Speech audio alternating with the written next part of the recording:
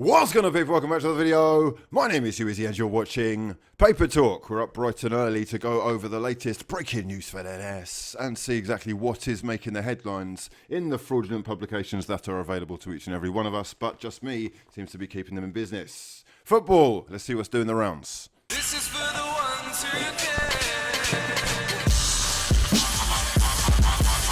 Right, we've got three papers today. I will give you the brief outline of the headlines, though, if you can't stay for that long. Willian has said his goodbyes to Chelsea. Zaha is issuing a come-and-get-me plea to Arsenal. Mesut Ozil could well be on his way out of the club as well. Chelsea looking to splash. And I mean splash, they are looking to break the £200 million barrier this window. And David De Gea's position at Manchester United could well be under threat. Let's get down to business. Subscribe if you're new and drop the video a damn like. If we can reach 3,000 by the afternoon, we'll do a stream. Love to your mothers. I hope she's well. Okay, we start with Willian, who said his goodbyes to Chelsea Football Club in a statement released yesterday. After 7 wonderful years, he says he's grown as a person and become a better player.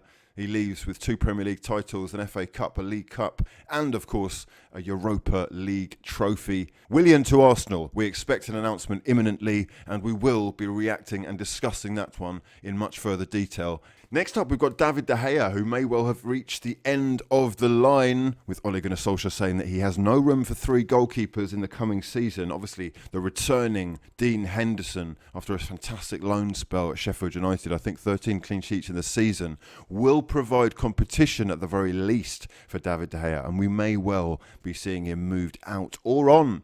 No space for 3 keepers means that with Sergio Romero, who is of course an Argentine international, one of them is not going to be getting any game time whatsoever, and surely they'll be looking to cash in and recoup some of the money that they're probably going to be spending on this little lad. Let me know your thoughts in the comment section below. David De Gea, has he reached the end of the line? Who should be starting for Manchester United in the coming season? And Ole Gunnar Solskjaer in the back pages here as well, saying that we're in it to win it, eyeing European glory. The Europa League still a trophy opportunity for Ole Gunnar Solskjaer, who says it would be his biggest career achievement, regardless of the fact that he's won the Champions League with that last gasp winner. The Daily Mail do not like football. That is what I've realised. They treat football like a second-class sport. Football does not get a look in until the 4th page. Liverpool look like they're going to have a busy week. They've agreed an £11.7 million fee for Greek left-back Kostas Tsimikas from Olympiacos. I guess it means they're ending their interest in Jamal Lewis as well, who they bid £10 million for last week. Tsimikas will get a sell-on clause as was offered to Norwich as well. He is 24 years old. He played quite well against Wolverhampton Wanderers and has been attracting interest from the likes of Leicester, Chelsea, who are looking for a left-back as well, and Everton. Some Arsenal news in that Emilio Martinez, the 27-year-old goalkeeper, has said that if he's not playing, he could well leave. He's looking for game time because he wants to solidify a place in the Argentina national side. And he's been brilliant since Bernd Leno has been sidelined. And you have to wonder if he can hold down that spot. Let me know your thoughts. Who do you think should be starting for Arsenal, Leno or Martinez? Could we actually see Martinez getting itchy feet or hands if he isn't guaranteed that game time? Now, ahead of the Atleti game against RB Leipzig in the Champions League quarter-finals on Thursday, 2 Atleti players have actually tested positive for the coronavirus, and they will now be quarantined. Atleti have not identified which players tested positive, but 93 people were tested and 2 senior players have tested positive. Let's hope that everything's okay with that. The Telegraph are reporting that Barcelona have stepped up their pursuit of Bernardo Silva. They're trying to tempt him to the Nou Camp by making him a key part of the team next season. And to stay with Manchester City, it looks like Nicolas Otamendi could well be out of the club. They have obviously just signed a new centre-back in Nathan Ake for 40 odd million pounds, and it looks like Peter Lim from Valencia wants to see Otamendi back in a Valencia shirt. They are doing business, the 2 clubs, and I wouldn't be surprised to see a move happen. Now, I did a video about Andrea Pirlo taking over from Maurizio Sarri the other day. If you haven't seen it, there is a link in the description box below. But the biggest thing that was going to happen out of that, we said, was that Cristiano Ronaldo would be linked away from the club. And that is indeed what is happening here, with PSG the likely destination, if rumours are to be believed. The Portuguese star seriously questioning his future at Juventus. And of course, with his agent being Jorge Mendes, who is good friends with PSG sporting director Leonardo, they are going to be meeting on the 8th of September at the Champions League final in Lisbon. Will they be talking there? Is a deal possible? Could Cristiano Ronaldo's ambitions have outgrown Juventus and the project that they are undertaking with Andrea Pirlo? It's a massive risk. Will they be able to even guarantee a Scudetto? Never mind the Champions League that he is chasing. The money is obviously going to be a huge issue, but if anyone in the world can pay it, it's PSG. Très intéressant.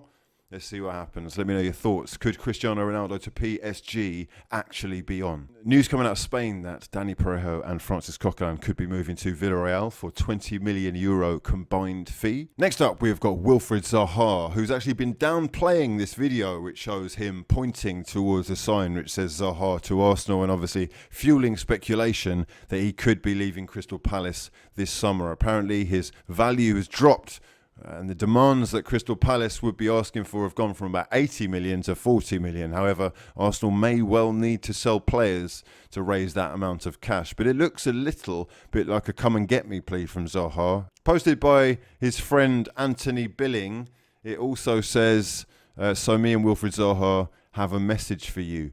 I'm pressuring you into the deal. Zaha responding on Instagram by saying, I'm just enjoying my time off and can't control everything everyone does. With Willian being done deal as well, it doesn't seem that likely that Arsenal would be getting Zaha as well. Let me know your thoughts in the comment section below. Has Zaha done himself out of the move? Arsenal pursuit of Thomas Partey not done apparently. Lucas Torreira, Hector Bellerin and Alexandre Lacazette all being offered in a player plus cash deal. I'm sure we're going to get some advancements soon, but as Atleti, much the same as Bayern with Coutinho, are still in the Champions League, I wouldn't expect to get any further with either of those deals before you see progress and kind of them eliminated. And Tammy Abraham has said that he wants to fight for his place at Chelsea despite the amount of top talent that is turning up at Stamford Bridge. Frank Lampard has been promised a lot of money. They're chasing three massive signings in Kai Havertz, Ben Chilwell and Declan Rice. And if they do get those done, you could well see the transfer spending go over £200 million for this window alone. Chelsea do obviously have aspirations of being more than a top four club. 16 trophies in 17 years. And they're used to competing for the major honours. So being knocked out of the Champions League in the round of 16 for the fourth year in a row will have been a real kick in the stomach. And Roman Abramovich wasted no time, it would seem, in backing Frank Lampard. In other news, Mario Götze could well be on his way to FC Cincinnati. As it stands, apparently, there is no medical taking place, but the club is pushing to make that happen. And some interesting developments in the Jadon Sancho saga, as Builders Christian Falk confirms that Sancho is on the plane for the training camp with Dortmund today, and at the same time, 13 minutes later, Jan Åge Fjørtoft saying that it makes no difference to the process and that talks will continue, and if Manchester United come up with the money, he's sure a deal will get done. Will Manchester United pay what Dortmund are demanding, or is this going to go right down to the wire? And some news coming out of Italy that Juventus's Paulo Dybala is being linked with a swap deal with Real Madrid, who are willing to let Isco and Toni Kroos plus cash go in the other direction. Arsenal are ready to make a new push to reach an agreement with Mesut Ozil over his contract nightmare. £18 million a year he's earning. You can see some of the stats right here. And Arsenal are ready to make him an offer to pay him off or to subsidise some of his 350 grand a week wages if he does move to another club. Obviously, Mesut Ozil doesn't want to leave Arsenal. He's been sitting tight, and the club want to find a compromise. They want to free up money in the wage bill for transfer business in the summer, and he has been linked with a move to Turkey. Here we can see Mesut Ozil in Turkey with Istanbul Başakşehir manager Okan Buruk, who we know is going to need a big name player to replace Robinho.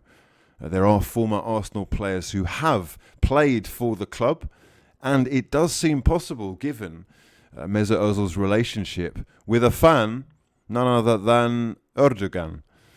Could we see Mesut Ozil returning to Turkey and Ozil having his wages subsidised, playing under Okan Buruk at Istanbul Bishak Shahir. Much love to all my fraudulent friends. If you could exercise those freeloading thumbs and drop the video a damn like, that would be much appreciated. It really does help the channel to grow.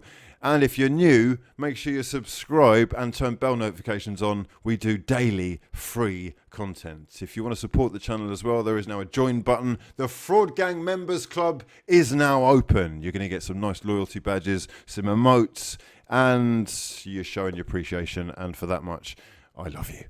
For now, though, I'm going to love you and leave you. My name is hughwizzy, and this has been... The builders are here. Fuck's sake. A lot of fun. Peace.